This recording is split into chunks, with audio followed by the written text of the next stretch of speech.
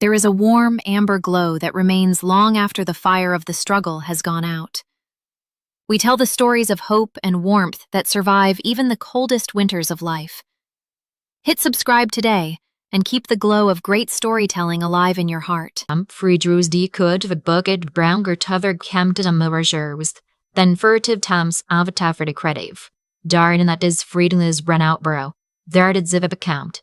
Dat how lept and Fredo. An atamida kuffiet, then eviduns, frickin it Friday for camp. My brother put it on speaker, and the man on the other end said, "She owns this building. She is our client. We work for her. My name is Mira Holloway. I am 32 years old. I built a boutique interior architecture firm in downtown Nashville, Tennessee, from a single freelance contract and a $1,200 laptop I bought on a payment plan. I did it without a business loan, without a cosigner, without a single dollar that came from anyone in my family. I did it while eating peanut butter crackers for dinner 3 nights a week during my first year, while studying building codes at 11 p.m. After a full day of drafting, while my father told every family gathering that I was playing house with a hobby that would collapse the moment the market sneezed, I did it anyway. Before I go further, drop your location in the comments. I want to know where you are watching from. And if you have ever built something with your own hands while someone who was supposed to believe in you stood nearby telling you to quit, press that like button. Because what happened in my studio on a Tuesday afternoon in March is something I have been waiting a long time to tell. It started exactly the way things do when you have finally arrived somewhere, quietly, with good coffee and the smell of fresh paper and the particular stillness that comes right before you sign something important. I was sitting across from Anton Briggs and his business partner, Bridget Coles. Anton was a hospitality developer with 3 boutique hotel properties in the Southeast and a 4th in pre-construction in Chattanooga. Bridget managed his design procurement contracts. They'd been evaluating firms for 8 weeks. My team had made the short list of 2. That afternoon, we were the only name left. The contract on the table was for the full interior architecture scope of the Chattanooga property, a $1.4 million engagement that would put my firm, Holloway Studio, on every serious hospitality design map in the region. I had not slept well the night before. Not from nerves, from anticipation. There is a difference. I was reaching across the conference table to pass Anton the project timeline when I heard the front door of the studio open behind me. I had a receptionist, a sharp young woman named Faye who had been with me for 2 years, and Faye knew better than to let anyone interrupt a client meeting without a confirmed appointment. I had told her that morning, specifically and directly, we are not to be disturbed for any reason until Anton and Bridget have left the building. So when I heard the door, I did not turn around immediately. I assumed it was a delivery. A package. Something ordinary. It was not ordinary. My brother walked in first. His name is Devin. He is 35 years old, 2 years older than me, and for the past decade he has moved through a rotating cast of business ventures, a pressure washing company, a food truck that lasted 1 summer, a promotional marketing agency he dissolved when a client asked for an invoice. Behind him came my father Roger, wearing a sport coat over a button-down that was not quite ironed all the way. And behind my father, pausing in the doorway with the deliberate slowness of a woman who has always believed her presence requires an audience, was my mother, Gloria. I had not spoken to any of them in 11 months. Anton set his coffee down. Bridget looked up from the contract pages with an expression that was carefully neutral in the way of someone experienced enough to stay very still when they do not understand what is happening. I did not stand. I kept my hands flat on the table and looked at my brother, then at my father, then at my mother in the doorway. "This is a closed client meeting," I said. My voice came out the way I needed it to. Level, deliberate, with no tremor in it at all. "You need to leave." My father did not acknowledge Anton or Bridget. He walked to my side of the conference table and placed a manila envelope directly on top of the project timeline like it was a warrant. He did not place it. He dropped it. The way you drop something when you want the sound to land. "Open it," he said. I did not open it. Devin had dropped himself into one of my client chairs without asking. He was looking around the studio the way people look at real estate they are trying to appraise. Slowly, taking inventory, his gaze moving across the exposed wood shelving, the drafting wall, the 2 large monitors mounted above my work table.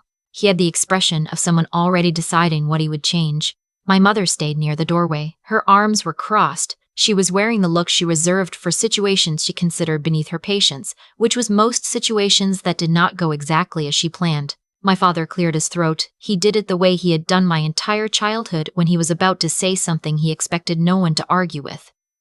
"That is a co-ownership agreement," he said, loud enough that there was no question Anton and Bridget could hear every word. "You are going to sign 30% of this firm over to your brother and bring him on as managing partner. Devin has spent the last 18 months developing the operational expertise to scale a company like this. You have done the creative work, Mira. You have always been good at that. But you need someone with real business instincts in the room before you sign contracts you do not fully understand." The room was quiet enough that I could hear the faint sound of traffic on the street below. "Real business instincts," I repeated. "You heard your father," my mother said from the doorway.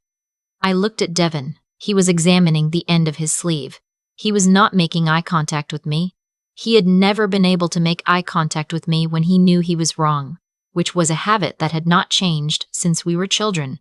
I pushed the envelope back across the table without opening it. "You walked into a confidential meeting with 2 clients who were in the process of finalizing a significant design contract," I said, keeping my voice at exactly the register you use when you want every word to be heard and remembered. "You interrupted that meeting to present me with a document demanding I surrender almost a third of a company I built entirely on my own to a man who has not sustained a single business venture for longer than 14 months, and your reasoning is operational expertise."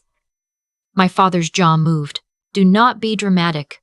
I am being precise," I said. "There is a difference." Anton was very still across the table. He had 2 daughters. I knew this because I had done my research before every important meeting for the past 6 years. He was watching my father with an expression that belonged on a man who had seen this kind of thing before and was not going to intervene, but was also not going to forget it. My father decided that the conversation needed to escalate to be effective. "You think this studio is untouchable?" he said. He lowered his voice to the register. Men lower their voice to when they want it to sound like a final word. "I know the property management company that handles this building. Roger Holloway is not nobody in this city. 1 call from me and your lease is flagged for review. You will be looking for new space by summer." My mother smiled at something across the room. Devin finally looked up. I reached across my desk and turned the conference room speakerphone so it faced my father. "Call them," I said. He blinked. "Call the property manager right now." "I'll wait." He hesitated. 2 seconds, maybe 3. Then the thing that has always been true about my father took over. He cannot back down from a position he has already announced in front of witnesses. He pulled out his phone. He dialed. He held it between us with a confidence that was entirely borrowed from a version of events that had not yet checked its own facts. The line rang twice. "Meridian Property Group, this is James." "James, this is Roger Holloway. I need to speak with someone in your leasing department about a review on a commercial tenant. The property is the Carver Building on 5th, Suite 310, a design firm called Holloway Studio." A pause. "Mr. Tenamine." "Holloway, can I clarify? Are you calling about a lease dispute or a billing matter?" "A lease review. I want the tenancy flagged." Another pause. Longer this time. "Sir, I want to make sure I have the right account in front of me. You're asking us to flag the tenancy of the sole property owner of the Carver Building on 5th? My father's posture shifted. It was subtle. Maybe 2 degrees. But I'd been watching him my entire life and I did not miss it. "What?" he said. "Holloway Studio is not a tenant at that address, Mr. Holloway. Ms. Mira Holloway purchased the Carver Building outright 16 months ago through a private acquisition. She owns the property. Our firm manages the building on her behalf. Is there something I can help you with today?" The line clicked off. The silence that followed was different from the silence before. Before, it had been the quiet of a room that was tense. This was the quiet of a room where something had just collapsed without making any sound. Anton exhaled slowly through his nose. I heard it clearly. Devin's ankle came down from where he had it propped on his knee. My father stared at his phone for a long moment. He looked like a man who had just realized, mid-sentence, that he'd been speaking the wrong language. I stood up. I smoothed the front of my jacket. I walked to the studio door and held it open. 2 members of my building security team were already in the hallway. I had sent Faye a message within 90 seconds of my family walking in, and Faye did not need to be told twice. My mother moved first. Her composure broke in a way that she covered with volume. She stepped forward with her hands raised, voice sharp. Mira, you cannot throw your family out. We are your people. This is not, you are trespassing in my building, I said, quietly, not cruelly. Just factually, the way you stay coordinates. Please leave before I have to make this official. She left. The way she moved said she was planning something else. I noted it and filed it away. Devon stood up and walked out without a word. He moved quickly, eyes down, and I recognized that walk. He had walked exactly that way at 14 when he got caught cheating on a history exam and did not yet have a story prepared. My father stopped in the doorway. He turned back. His voice had lost the weight it came in with. What was left was quieter and, because of that, stranger. You will regret making enemies of your family, he said. I own the building you just tried to have me removed from, I said. I think we both understand what happened here today. The door closed. I walked back to the conference table. I sat down. I looked at Anton and then at Bridget with the directness I had trained myself to maintain in every room, in every situation, regardless of what I was feeling underneath. I apologize for that interruption, I said. It will not happen again. Anton picked up his pen. He turned it over once in his fingers. Mira, he said, a firm that handles that kind of ambush with that level of composure is exactly the kind of firm I want designing a property I have spent 3 years building. Where do I sign? I should have known they would not leave it there. People who believe they are owed something do not accept being told no. They reclassify it as a delay. Within 36 hours, the reviews started. They appeared on design industry directories, on Google, on a contractor rating platform I had used to source subcontractors for 2 years.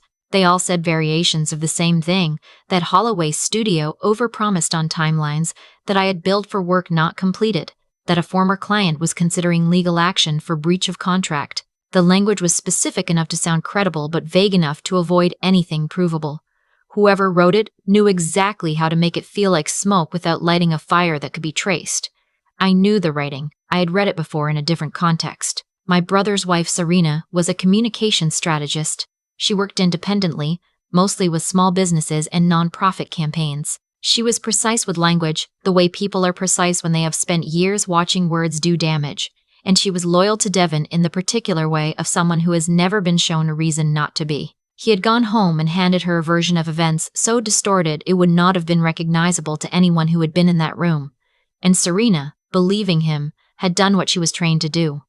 My phone started ringing before 9 the next morning. A hospitality developer I had worked with twice asked careful questions. A lighting supplier I sourced through sent a message that said, just wanted to check in, heard some chatter, hoping everything is okay. A contractor I had used on 4 projects texted to say he had seen something online and wanted me to know he was not sure he believed it, but thought I should be aware. I answered every single one the same way. Our project records and client references are fully available for review. I welcome any questions directly. I did not post a rebuttal. I did not draft a statement. Serena was skilled enough to use any emotional public response as acceleration, and I had no intention of handing her that. But while I was managing the surface damage, my father was running a different operation beneath it. Roger Holloway had spent 30 years maintaining a particular kind of social standing in Nashville. He knew which contractors played golf on Wednesday mornings and which developers sat on which Chamber of Commerce boards. He knew who attended which charity events and which architects were considered controversial by the old money clients who still had influence over the largest commercial contracts in the city. He used every channel he had. He told a building contractor I had worked with for 3 years that I was under review by the Tennessee Board of Architecture for falsified project documentation. He told a developer I had been introduced to 6 months earlier that a former employee had filed a complaint about unpaid wages. He positioned himself as a reluctant source, a father who loved his daughter but had to be honest with people he respected. 2 accounts sent contract termination notices within the same week. No phone calls. Just formal emails requesting file transfers and the return of project deposits. I sat with the numbers. 11% of my active operating revenue, gone inside 7 days. My project coordinator, a careful and methodical woman I had hired 2 years earlier, stood at my office door holding a printed revenue report with slightly too much tension in her shoulders. I asked her to come in and close the door. They are going to overreach, I told her. Greedy people always do. Our job right now is to stay steady and document everything. She nodded. She was not entirely convinced. That was fine.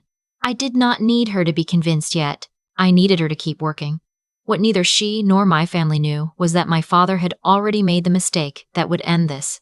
In his effort to establish Devon as the legitimate heir to a design and development business he was not remotely qualified to run, my father had begun approaching clients, real clients, with real projects, and making promises that neither he nor Devon had any capacity to fulfill. He was offering expedited permitting timelines, access to contractors with backlogged schedules, and design consultation services at rates that undercut the market by a margin that was only possible if the work was not actually being done. I knew this because one of those clients called me. A restaurant group expanding into East Nashville had been approached by my father with promises of a full interior build-out consultation and contractor coordination at half the rate they had been quoted elsewhere. The group's operations director called my personal cell, not because she knew my father was related to me, but because she had found my firm while researching Nashville design studios and had seen my name alongside his in a follow-up email he had sent, implying we were affiliated. She was politely confused. He had not been able to answer basic questions about load-bearing wall modifications or ADA compliance requirements for commercial dining spaces. I thanked her. I told her I was not affiliated with that project in any way and that she should get everything in writing before proceeding with anyone. After I hung up, I sat for a moment and then I opened a file I had been keeping in an encrypted folder for 3 weeks. A referral had come through a secondary contact, someone who knew someone who had heard I was the firm to call for complex adaptive reuse projects. The referral was from a developer named Curtis Brand. He was looking for interior architecture services for what he described as a high-end residential conversion of a historic industrial building, with overseas investment partners who needed a domestic firm to anchor the project credibility. The retainer figure he had attached to the initial inquiry was extraordinary, the kind of number that makes you stop reading and start the sentence over. Which is exactly why I did what I always do before I respond to anything that large. I ran a full background check. Curtis Brand was not a developer. He had 2 dissolved LLCs, a civil judgment from a real estate dispute in Georgia, and an active federal investigation for wire fraud and improper use of foreign capital in domestic real estate transactions.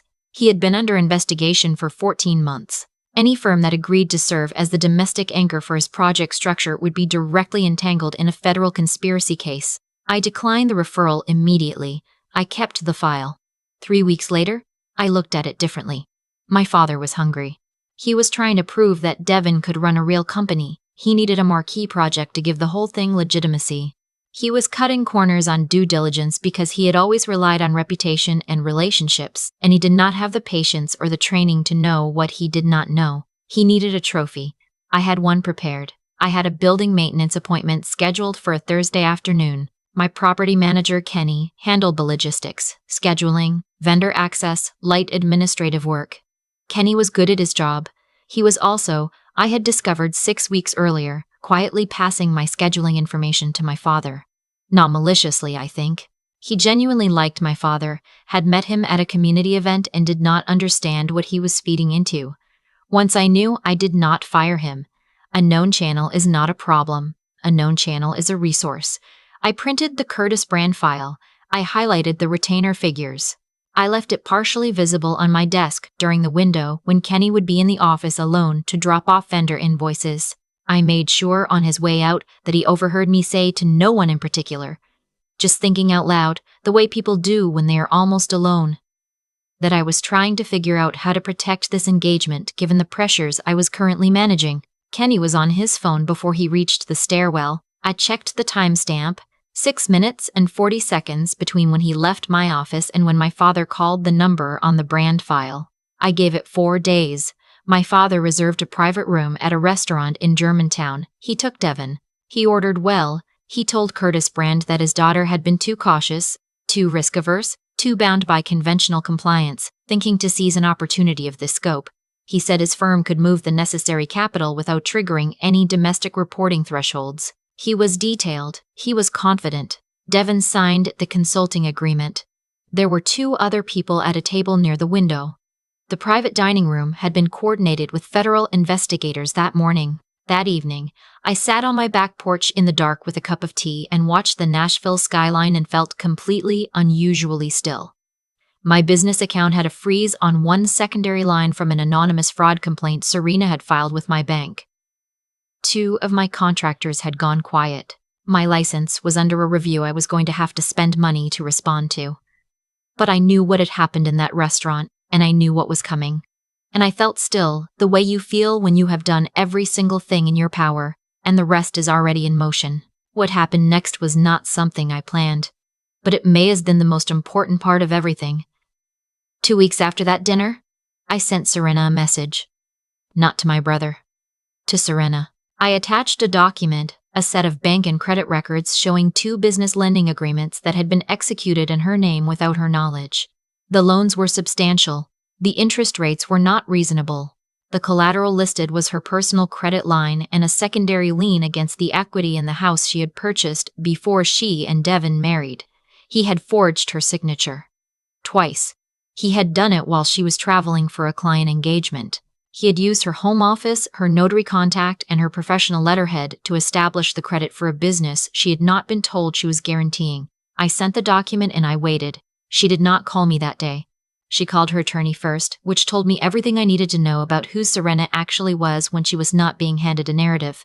She called me the following morning. Her voice was quiet and precise, in the way of someone who has already moved past shock into something harder and clearer. "How long have you known?" she asked. "Long enough to know it wasn't your decision," I said. "I published those reviews about your firm," she said. "Every single one. I know. I want to retract all of it. Fully. With a correction statement that makes clear what actually happened and who directed it. I want you to," I said. "But take the time to do it right. Your credibility is worth protecting, and a correction done carefully is worth more than one done fast." She was quiet for a moment. "Why are you being reasonable?" she said. It was not an accusation, it was a genuine question. "Because he used both of us," I said, "and because you are not the enemy." She spent the next 3 days pulling records. She found the forged signatures. She found the routing confirmations. She found an email thread between Devin and my father that discussed how to leverage her professional network and her industry contacts to accelerate the campaign against my firm without telling her, without asking her, treating her reputation as a tool they were entitled to borrow. She had gone to war for a man who was quietly dismantling her financial security to fund a business he had no right to run. She brought the records to my studio in a folder she held the way people hold things they are ready to hand over in court. We sat at the same conference table where my family had walked in 7 weeks earlier. The feeling between us was not warm, but it was honest. And honest is more useful than warm. "I want you to know I am sorry," she said. "Not as a formality. Actually sorry. I know," I said. "And I need you to know. I am not interested in destroying you. I am interested in the truth, getting out the same way the lie did." She nodded. The arrests happened on a Wednesday morning. Federal investigators arrived at the offices Devin had rented for the firm he and my father had incorporated under the name Holloway Development Partners. The irony of that name had not been lost on me, or on anyone who later read the charges. At 8:57 in the morning, they did not make announcements. They came with paperwork and they moved efficiently, and they had the quiet, practiced manner of people who have done this many times and have stopped finding it interesting. My father was in the reception area when they arrived. He was placed in handcuffs in front of a paralegal and an administrative assistant he had hired the previous month. I thought about the paralegal, someone just doing their job who would now have this moment as part of their professional history, and I felt briefly sorry for them.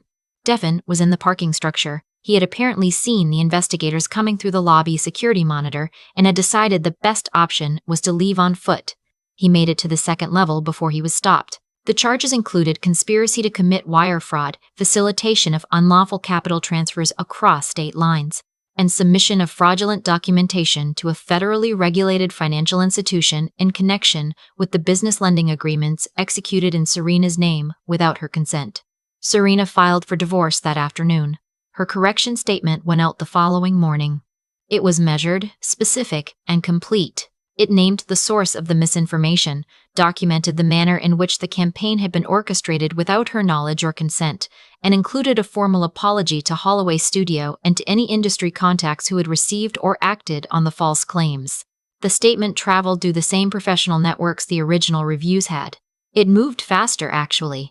People in the industry had been watching closely since the original reviews appeared. The timing and tone had struck several people as unusual, and the correction gave them something to share that felt like a resolution. Within 4 days, 3 of the clients who had gone quiet reached out to reconnect.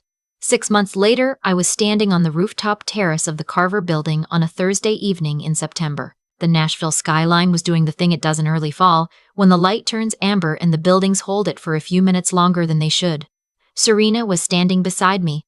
She had joined Holloway Studio 4 months earlier as Director of Communications and Brand Strategy. She came with a full professional network, a reputation that had not only survived but had been strengthened by the way she had handled the aftermath, and a talent for precision that I had recognized even when we were on opposite sides. She handed me a glass of wine and looked out at the city. "He called the studio last week," she said. "Devin?" From a number I didn't recognize. "Left a voicemail." She paused. "He asked if I could write him a character reference for the pre-sentencing documentation." I turned to look at her. "I had legal send a formal no-contact notice," she said. "And then I went to dinner." I raised my glass. She raised hers. Below us the city was in its usual motion. Construction cranes, still visible on the east side, the Cumberland River catching the last of the light. To everyone who showed up, expecting a seat at a table they had no hand in building, I said. Serena smiled. It was the smile of someone who had walked through something that should have ended her and had come out the other side knowing exactly who she was. And to the lesson that cost them everything, she said. The glasses met with a clean sound that carried across the rooftop and faded into the warm September air. I want to be honest about what I take from this, because I have thought about it for a long time and I think it matters. I am not interested in revenge. I never was. Revenge requires you to keep your attention on the person who hurt you, and I have never had enough spare attention for that. What I am interested in is continuation, in building things that last, in making sure that when someone walks into a room where you have done serious work and tells you to hand it over, your answer is already built into the architecture of everything you own. Document your work. Protect your records. Know who is in your professional circle and audit that knowledge regularly. Loyalty and obligation are not the same thing, and confusing them is expensive. And when someone tells you to step aside for someone more deserving, ask yourself one question. What has that person built? If the answer is nothing, you already have everything you need to say. Drop your thoughts in the comments. I read every single one. Share this if it landed somewhere real for you, and I will see you in the next one. I have thought about that rooftop evening more times than I can count. Not because of how it ended, the wine, the skyline, the clean sound of 2 glasses touching, but because of how far back it actually started. What happened to me did not begin the day my father walked into my studio. It began years earlier, in the pattern of what my family believed about who I was and what I was capable of. Roger had decided early that I was the one who created things, and Devin was the one who should benefit from them. That was not a position he arrived at through malice. It was something quieter and, in some ways, harder to argue with. It was simply what he assumed. And the thing about assumptions that go unchallenged long enough is that they start to feel like facts to the person holding them. What I understand now is that people who underestimate you are not doing it strategically. They are doing it because they built a story about you a long time ago, and they have been living inside that story ever since. My father walked into my conference room genuinely believing he was correct. That is not an excuse for what he did, but it is the truth of it. And the truth matters because it explains what happened next. Not as punishment, exactly, but as consequence.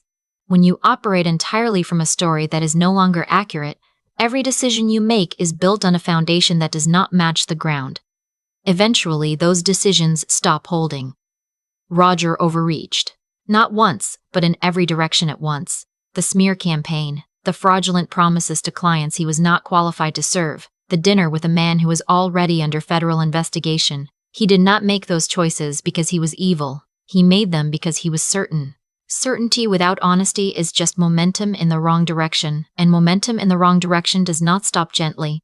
What Serena did took something I did not fully anticipate: courage. She had been handed a false story and she had acted on it loyally, which is what people with integrity do when they believe they are on the right side.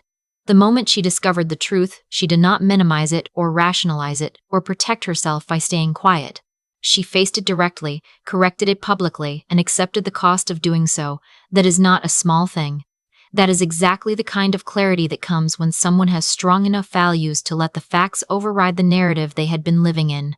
I built my firm from a single contract and a laptop I paid for in installments. I ate poorly and slept less and spent years doing work that no one in my family believed would amount to anything. That was not noble. It was just the only path I could see that was actually mine. What I know now is that the integrity of how you build something is inseparable from the strength of what you end up with. I could not have weathered what my family did to my reputation if there had been any real ground under their claims. There wasn't. And that was not luck. That was 7 years of documented work, honest client relationships, and a decision made early that I was never going to cut a corner just because no one was watching. The lesson I carry is simple, and I want to say it plainly.